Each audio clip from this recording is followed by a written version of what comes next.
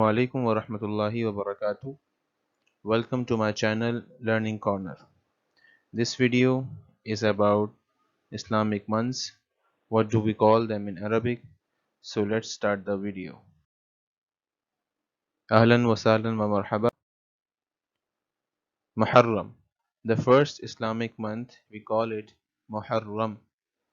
The first Islamic month we call it Muharram. The second month we call it Safar. The second month is called Safar.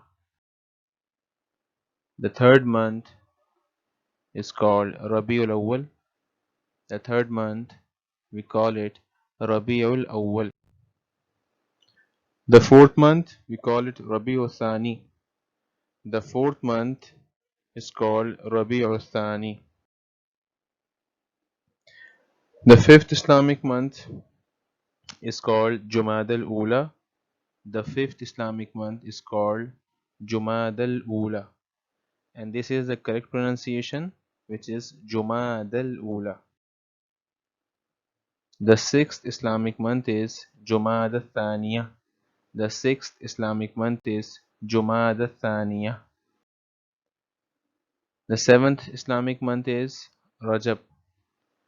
The seventh Islamic month we call it Rajab. The eighth Islamic month we call it Shaban. The eighth Islamic month is called Shaban. The ninth Islamic month is called Ramadan. The ninth Islamic month is called Ramadan. The 10th Islamic month is called Shawwal. The 10th Islamic month is called Shawwal. The 11th Islamic month we call it Dhul Qa'dah. The 11th Islamic month we call it Dhul Qa'dah. And the 12th month, which is also a holy month, and this is the last month of Islamic calendar, we call it Dhul Hajjah. The 12th and the last Islamic month we call it Dhul Hajjah. So these were the 12 Islamic months of our calendar. So that's all in this video.